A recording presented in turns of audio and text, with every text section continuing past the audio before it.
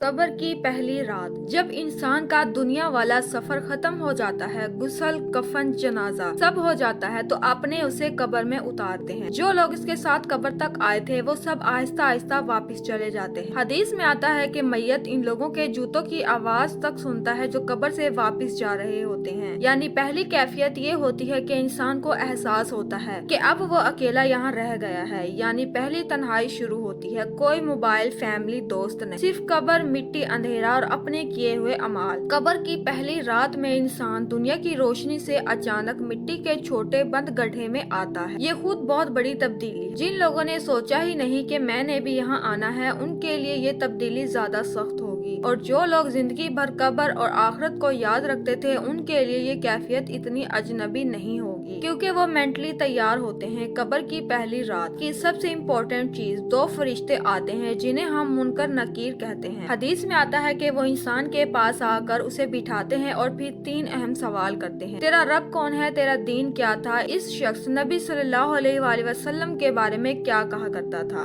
अब यहाँ सबसे अहम बात, जो इंसान दुनिया में सच में ईमान पर रहा, अल्लाह को रब मानकर जिया, इस्लाम पर खुश था, नबी सल्लल्लाहु अलैहि वसल्लम से मोहब्बत रखता था, तो वो कब्र में आराम से जवाब दे सकेगा। लेकिन जो इंसान दुनिया में बस जुबान से तो मुसलमान कहता रहा, मगर दिल, नियत और अमल अल्लाह से जुड़े नहीं थे, दीन मजाक लगता था, नबी सल्लल्लाहु अलैहि वसल्लम की सुन्नत को नापसंद करता था या बेपरवाह रहा, उसके लिए जुबान से जवाब निकल ही नहीं पाएगा। हदीस में आता है, वो कहेगा, हाय अफसोस, मुझे नहीं पता। ये सवाल जवाब कब्र की पहली रात की सबसे बड़ी आजमाइश। फरिश्ते इससे प्यार से सवाल करेंगे, वो जवाब सही देगा। फिर आसमान की तरफ से एक निदा आएगी, मेरे बंदे ने सच कहा, इसके लिए जन्नत में जगह तैयार करो, इसके लिए कब्र को कुशादा कर दो। फिर हदीस में आता है कि कब्र को इसके लिए कुशादा कर दिया जाएगा, यानी तंग नहीं रहती, स्पेस बढ़ा दी जाती है। इसके लिए जन्नत की खिड़की खोल दी जाती है, जहाँ से वो जन्नत की हवा, खुशबू महसूस करता है। इसके पास नेक अमाल खूबसूरत चेहरे की शक्ल में आते हैं और वो पूछता है, तुम कौन हो? वो जवाब देता है, मैं तुम्हारे नेक अमाल हूँ जो तुम दुनिया में करते थे। यानी मोमिन के लिए कब्र की पहली रात में नूर, खुशबू और सुकून होगा और आहिस्ता आहिस्ता हर तरफ से आसानी आने लगती है। अगर इंसान ने दुनिया में अल्लाह और दीन को इग्नोर किया, बस दुनिया, गुनाह, जुल्म, तकब्बुर में लगा रहा, नमाज, हलाल हराम, नेकी, बुराई कुछ की फिक्र न थी, तो जब फरिश्ते सवाल करेंगे, इसके लिए जवाब देना मुश्किल हो जाएगा। हदीस में आता है कि वो कहेगा, मुझे नहीं मालूम, लोगों को कहते सुना था, मैं भी कहता था। यानी ईमान दिल से नहीं, बस जुबान का फैशन था। फिर आसमान की तरफ से निदा आएगी, इसने झूठ कहा, इसके लिए जहन्नुम से बिस्तर बिछा दो, जहन्नम की तरफ खिड़की खोल दो। इसके पास बुरे अमाल बदसूरत शक्ल में आते हैं, बदबू, घुटन और खौफ। फिर कब्र भी इसके लिए तंग हो जाती है, हत्ता कि इसकी पसलियां आपस में मिलने लगती हैं। कैफियत की मिसाल दी गई है, असल सूरत अल्लाह बेहतर जानता है। यही वजह है कि नबी सल्लल्लाहु अलैहि वसल्लम अक्सर साहबा को कब्र याद करवाते थे, क्योंकि असल जिंदगी का पहला स्टेशन यही है। कब्र की पहली रात में इंसान के साथ कोई रिश्तेदार नहीं जाता, लेकिन उसके साथ साथी फिर भी होते हैं। नमाज ढाल बनकर आती है, रोजा कहता है मैंने उसे भूखा प्यासा रखा, कुरान नूर बनकर आता है, सदका साया बनकर खड़ा होता है, इखलाक, लोगों को तकलीफ ना देने की आदत, ये सब फायदा पहुँचाते हैं। यानी कब्र की पहली रात में जो चीजें वाकई किसी काम आती हैं वो यही हैं, नमाज, कुरान, नेकियां, सदका, माँ बाप की दुआ और दिल का इखलास। हदीस में आया है कि जब मोमिन से सवाल जवाब हो जाते हैं और इसके लिए जन्नत की खिड़की खुलती है, तो वो कहता है, या रब, कयामत जल्दी कायम हो जाए ताकि मैं अपनी जगह अपने रब के पास पहुँच जाऊँ। यानी मोमिन के लिए कब्र की पहली रात इतनी सख्त नहीं रहती, वो सुकून से सोता है और कयामत के दिन का इंतजार करता है, जैसे थका हुआ मुसाफिर किसी आरामदाह कमरे में सोकर अगले सफर का इंतजार करे। अब सीधी सी बात है, अगर हम आज अल्लाह को रब मानकर जिंदगी गुजारें, नमाज, हलाल रोजी, लोगों से अच्छा सलूक, तौबा, इस्तगफार, माँ बाप की खिदमत, तो कल कब्र की पहली रात आसान होगी। अगर हम आज दीन को मजाक, नमाज को बोझ, गुनाह को मजा, झूठ को फन और हलाल हराम की परवाह ना करें, तो फिर कल कब्र की पहली रात बहुत सख्त हो सकती है। कब्र डराने के लिए नहीं, तैयार करने के लिए बताई गई है, जो आज से थोड़ा थोड़ा बदलना शुरू कर दे। इसके लिए वो रात इंशाअल्लाह रहमत और नूर वाली बन सकती है।